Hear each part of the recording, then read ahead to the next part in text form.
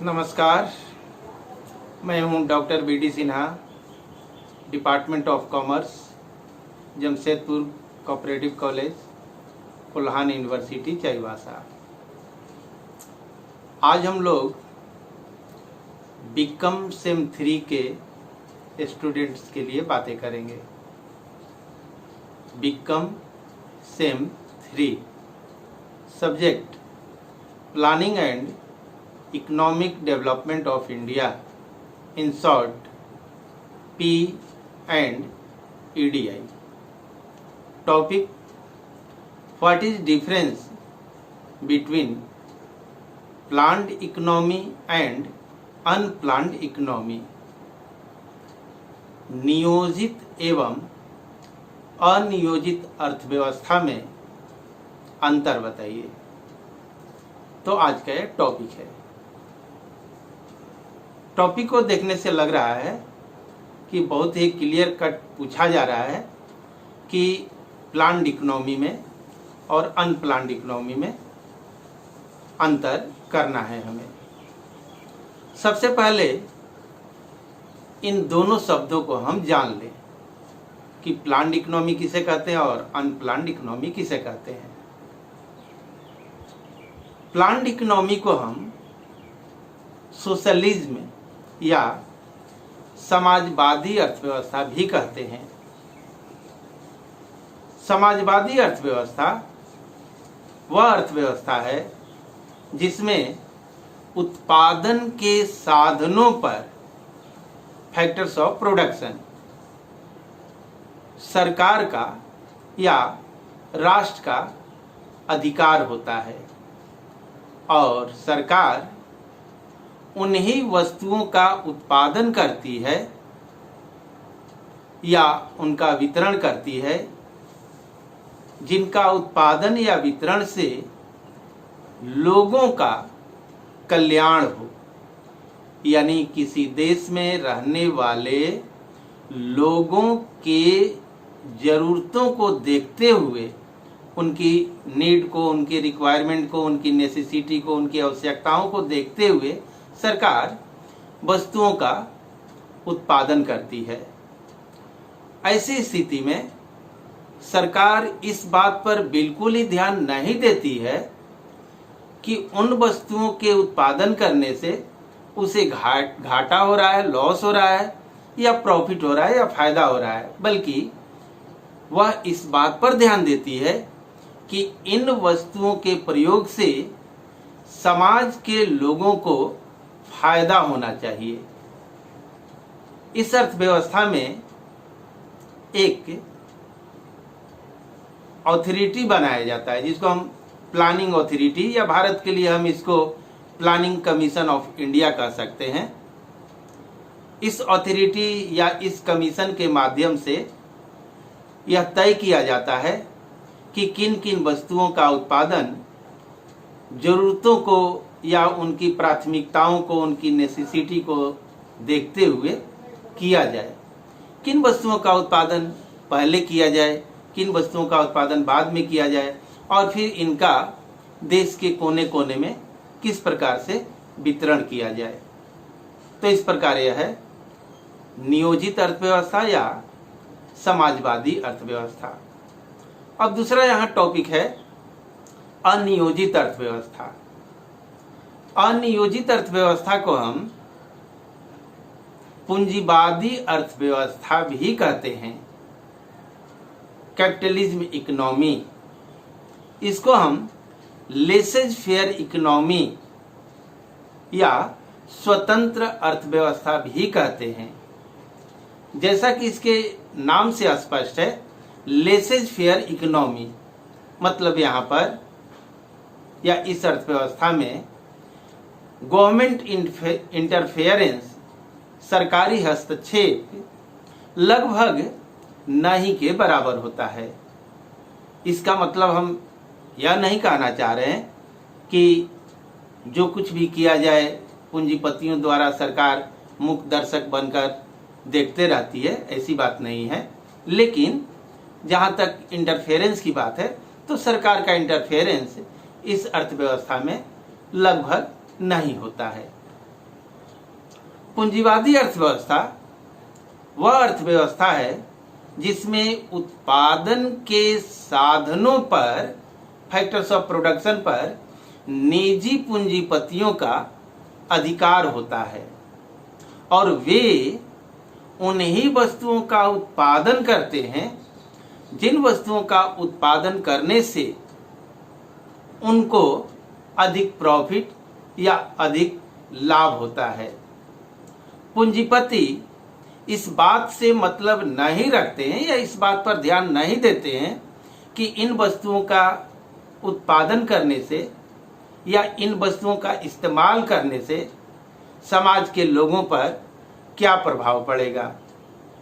For example, अगर capitalist को या पूंजीपतियों को ऐसा लगता है कि शराब, दारू, अफीम, गांजा, चरस, पान, बीड़ी, सिगरेट आदि का उत्पादन करने से या बिक्री करने से उनका प्रॉफिट ज़्यादा होगा, तो वे इन्हीं चीज़ों का उत्पादन करते हैं।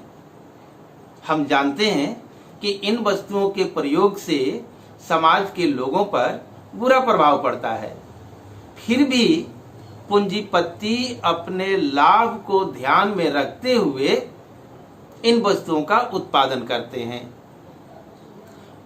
हम यह भी जानते हैं कि इस व्यवस्था या इस अर्थव्यवस्था के समर्थक एडम स्मिथ थे। किस अर्थव्यवस्था के? पूंजीवादी अर्थव्यवस्था के समर्थक या सपोर्टर एडम स्मिथ थे। एडम स्मिथ का भी ऐसा मानना था कि अर्थव्यवस्था को बिल्कुल फ्री छोड़ देना चाहिए, अर्थात पूरी तरह आजादी या छूट दे देनी चाहिए। ऐसा करने के पीछे एडम स्मिथ का लॉजिक या तर्क यह था कि समाज में रहने वाले अगर सभी लोगों को फ्रीडम दे दिया जाए, आजादी दे दी जाए, तो वे अपने अपने हिसाब से अपनी आमदनी बढ़ाने का प्रयास करेंगे और इस प्रकार समाज में रहने वाले लोगों की आमदनी अगर बढ़ जाती है तो समाज से ही राष्ट्र का निर्माण होता है। इसका मतलब यह है कि राष्ट्र अपने आप मजबूत हो जाएगा। अर्थात एडम स्मिथ के विचार के अनुसार उत्पादकों को, प्रोड्यूसर को, मैन्युफैक्चरर को पूरी आजादी होनी चाहिए कि वे जिन वस्तुओं की इच्छा करें उन वस्तुओं का वे उत्पादन कर सकते हैं और साथ ही उन वस्तुओं की बिक्री करके अपने लाभ को अधिक से अधिक बढ़ा सकते हैं। साथ ही इसके अंतर्गत कंज्यूमर को, ग्राहकों को, उपभोक्ताओं को भी इस बात की छूट दी जाती थी कि वे जिन वस्तुओं की इच्छा हो, जिन वस्तुओं का विचार करें, जिन वस्तुओं की जरूरत हो, अपनी इच्छा अनुसार वे वस्तुओं को परचेज कर सकते हैं, खरीद सकते हैं और फिर अपनी जरूरतों, आवश्यकताओं की पूर्ति कर सकते हैं। साथ ही साथ एक और यहाँ पर पक्ष है जिसको भी पूरी छूट देने का समर्थन करते थे एडम स्मिथ। वह पक्ष है श्रमिक यानी लेबर, यानी श्रमिकों को भी इस बात की आजादी होनी चाहिए, छूट होनी चाहिए कि वे जिस फर्म में या जिस कंपनी में चाहें नौकरी कर सकते हैं, जीविकोपार्जन कर सकते हैं। यानी जिस फर्म में या जिस कंपनी में नौकरी करने से, काम करने से उनको सैलरी ज़्यादा मिलता है या सुविधाएं ज़्यादा मिलती है, वे उस फर्म में नौकरी करके अपनी आमदनी को बढ़ा सकते हैं। एडम स्मिथ का यह विचार थोड़ी देर के लिए हम कह सकते हैं कि इस मायने में ठीक था कि उनका सोचना था कि अगर इन सभी लोगों की आमदनी बढ़ गई तो राष्ट्र की आमदनी बढ़ जाएगी और फिर हमारा राष्ट्र सुखी संपन्न हो जाएगा। लेकिन समय के साथ साथ देखा गया कि इस अर्थव्यवस्था में, यानी पूंजीवादी अर्थव्यवस्था में, कैपिटलिज्म में कुछ बुराइयां नजर आने लगी। समाज दो टुकड़ों में बंट गया, हैव्स एंड हैव्स नॉट, यानी धनी वर्ग और निर्धन वर्ग।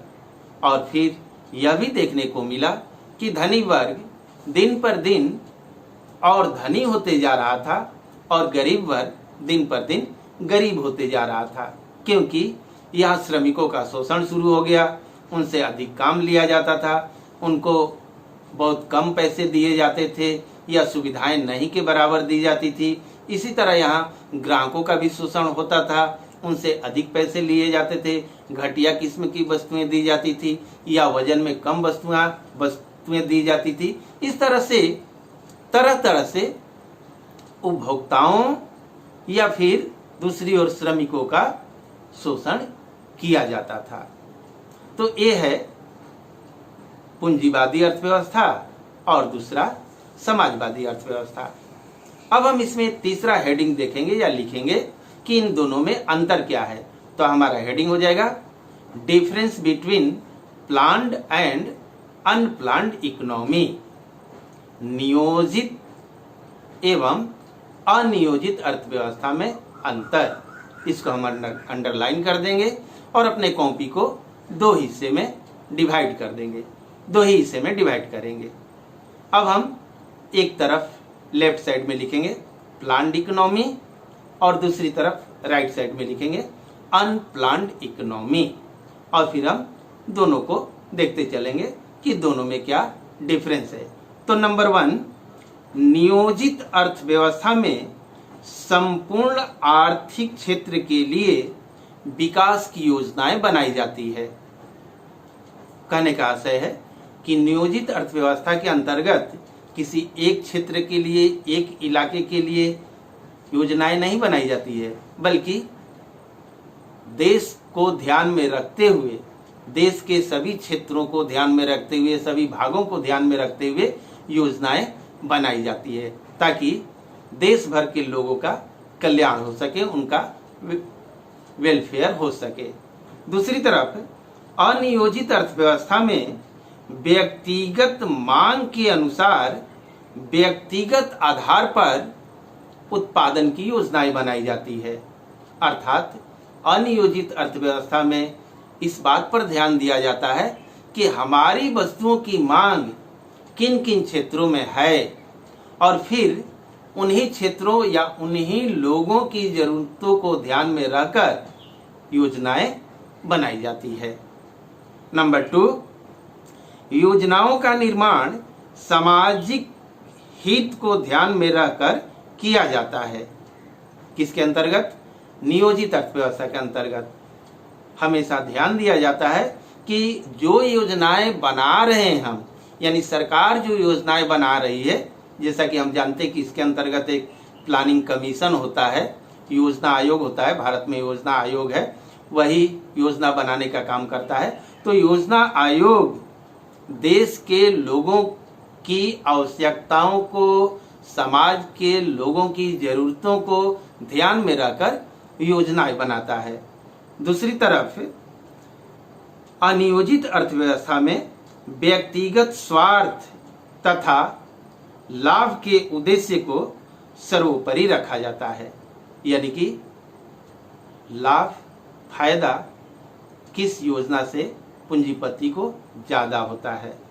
नेक्स्ट, तीसरा पॉइंट, यह संपूर्ण व्यवस्था केंद्रीकृत होती है, सेंट्रलाइज्ड होती है, यानी कि जैसा बार बार कहा जा रहा है कि इसके अंतर्गत एक प्लानिंग कमीशन होता है, योजना आयोग होता है, वहीं से, यानी भारत के संदर्भ में हम बात करें तो दिल्ली से ही पूरे देश को ध्यान में रखते हुए योजनाएं बनाई जाती है, इसलिए इसको हम सेंट्रलाइज्ड प्लानिंग कहते हैं।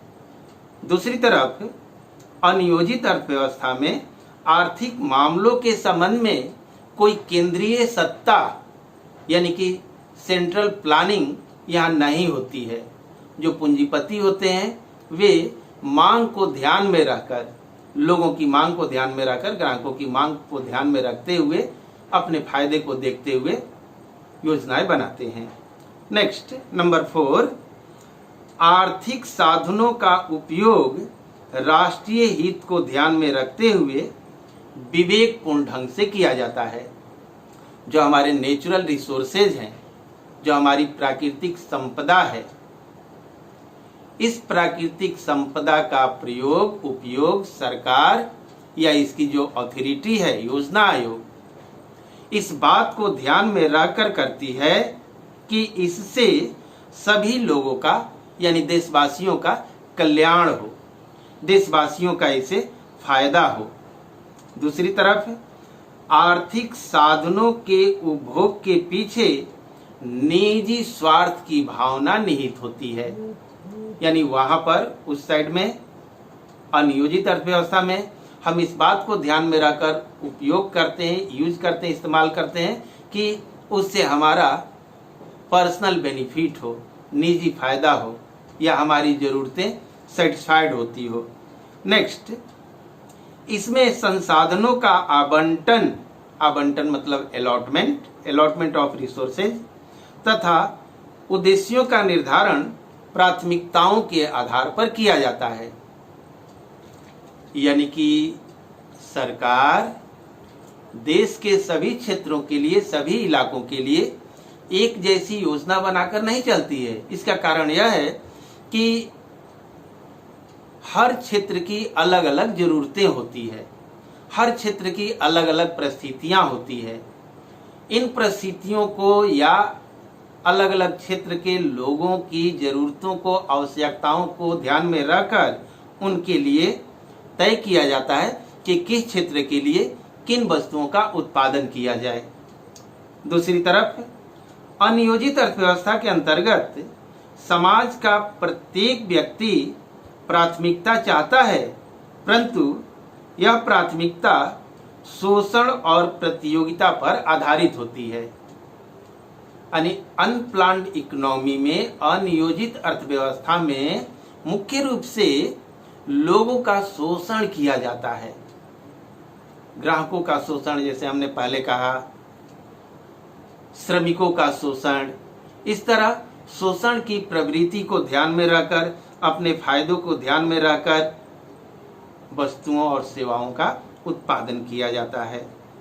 नेक्स्ट, आर्थिक विकास के कुछ पूर्व निर्धारित एवं निश्चित उद्देश्य होते हैं जिनकी पूर्ति करना आवश्यक समझा जाता है।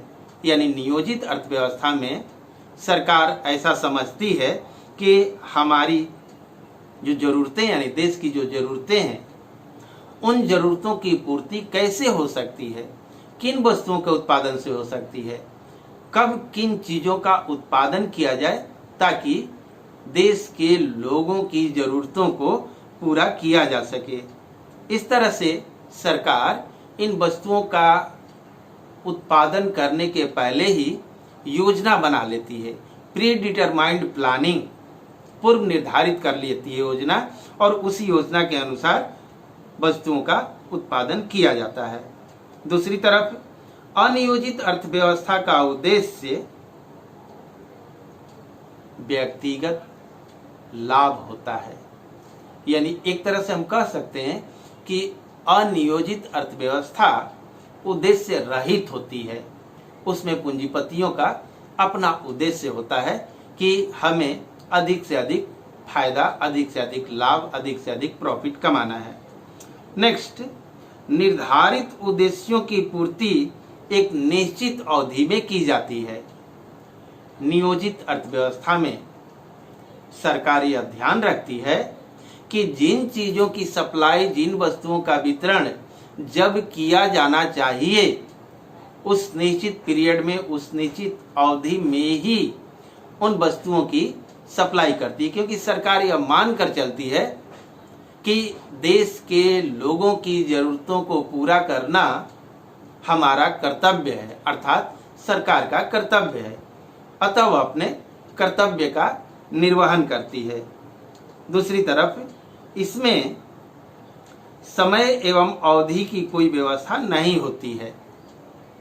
अनियोजित अर्थव्यवस्था में इस बात से लेना देना नहीं होता है कि हम कब वस्तुओं की सप्लाई कर रहे हैं, कब वस्तुओं की आपूर्ति कर रहे हैं, इस बात से कोई लेना देना अनियोजित अर्थव्यवस्था में नहीं होता है।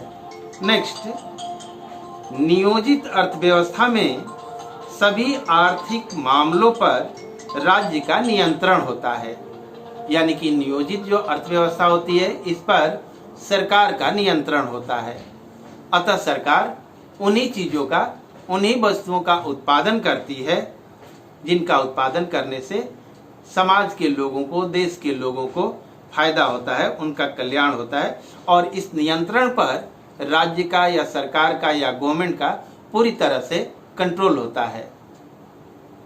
दूसरी तरफ राज्य के नियंत्रण का पूर्णतः अभाव रहता है, यानी अनियोजित अर्थव्यवस्था में, जैसा हम शुरू से कहते आ रहे हैं कि अनियोजित अर्थव्यवस्था में सरकार का इंटरफेरेंस, सरकार का हस्तक्षेप, सरकार का कंट्रोल लगभग नहीं के बराबर होता है। यह पूंजीपतियों की अपनी मनमानी चलती है। वे जब चाहते हैं, जो चाहते हैं, जिन वस्तुओं का उत्पादन चाहते हैं वो करते हैं। अतः सरकार का लगभग नियंत्रण यहाँ पर नहीं रहता है। एंड लास्ट, नियोजित अर्थव्यवस्था एक सचेत एवं विवेकपूर्ण व्यवस्था है, अर्थात गवर्नमेंट सोच समझकर प्लानिंग वे में कब उत्पादन करना है, कितना उत्पादन करना है, कैसे उत्पादन करना है, किनके लिए उत्पादन करना है, कहाँ उसका वितरण करना है, कहाँ बिक्री करनी है, कितना उसका मूल्य रखना है कि समाज के लोग उसका मूल्य आसानी से चुका सके। यानी कि हर मैटर पर सरकार विवेकपूर्ण ढंग से पहले विचार करती है और विचार करने के बाद ही यह डिसीजन लेती है कि किन चीजों का उत्पादन किया जाए। दूसरी तरफ अनियोजित अर्थव्यवस्था आकस्मिक, ओकेजनल अर्थव्यवस्था मानी जाती है।